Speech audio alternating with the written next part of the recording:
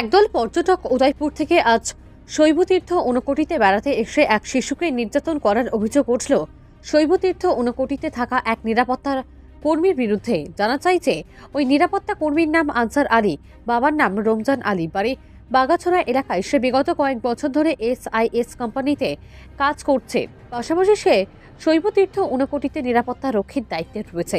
জানা যায় আজ খোয়াই থেকে একদল পর্যটক আসে শৈবতীর্থ ঊনকোটিতে। তাদের সাথে একটি 10 বছরের শিশুও আসে, যার নাম সায়নদীপ শীল, পিতার নাম লিটন শীল, বয়স 10। অভিযোগ, ওই শিশু যখন শৈবতীর্থ ঊনকোটির সীতাকুণ্ডতে স্নান করতে নামে তখন সেই নিরাপত্তা কর্মী আনসার আলী ওই শিশুটিকে প্রহার করে। এতে করে ওই শিশুটি জ্ঞান হারিয়ে পড়ে যায়। সীতাকুণ্ডুর মধ্যে প্রায় সে 10 ফুট গভীরে তলিয়ে যায়। এরপর পরিবারের লোকজন ছোটাছুটি করে ওই শিশুটিকে উদ্ধার করে কৈলাসহর ঊনকোটি জেলা হাসপাতালে নিয়ে যায়। তার মাথা এবং পায়ে গুরুতরভাবে আঘাত লাগে। উক্ত বিষয় নিয়ে সায়নদীপ শীলের পিতা লিটন শীল আনসার আলীর বিরুদ্ধে কৈলাসহর থানায় আজ রাত্রিবেলা একটি লিখিত আকারে অভিযোগ দায়ের করে কৈলাসহর থানার পুলিশের সঙ্গে সঙ্গে আনসার আলীকে গ্রেপ্তার করে কৈলাসহর থানায় নিয়ে আসে। বর্তমানে আনসার আলী কৈলাসহর থানার হেফাজতে রয়েছে।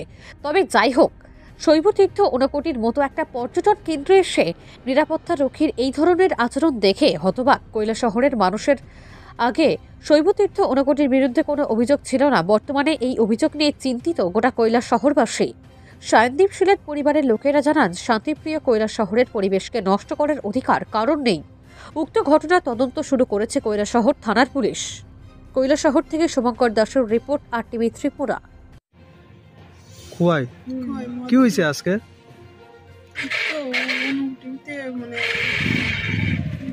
ঘুরতে আইছিলেন, আর ঘুরতে যাওয়ার পরে সিকিউরিটি কিতা করছে? কিতা দিয়া? হ্যাঁ, কারা মারছে আপনার বাচ্চারে? মারার পরে ছেলে না মেয়ে? নাম কি আপনি? আমার নাম বিশ্বপতি শীল। আপনার ছেলের নাম কি? আমার ছেলের নাম সায়নদীপ শীল। বয়স কত? 10 বছর। এখন আপনারা কি চাইতেছেন? উপযুক্ত শাস্তি চাইতেছি। আপনার ছেলের কোন জায়গাতে লাগছে? ওই তো পায়ে লাগছে, নাকে, ঠুটে, মাথাও ফাটছে। এরপর আপনারা কই নিছিলেন?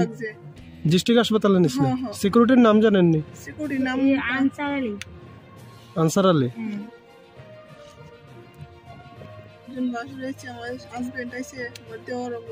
আপনারা ফ্যামিলি আইছেন ঘুরা? ওইটা কোন সময় হয়েছে ঘটনাটা? সবকিছু আমরা বাড়িতে আই করবো, মানে বাইরে যেমন টাইমে তারাও মানে কেস দিছেন থানাতে? হ্যাঁ, তারাই করছে।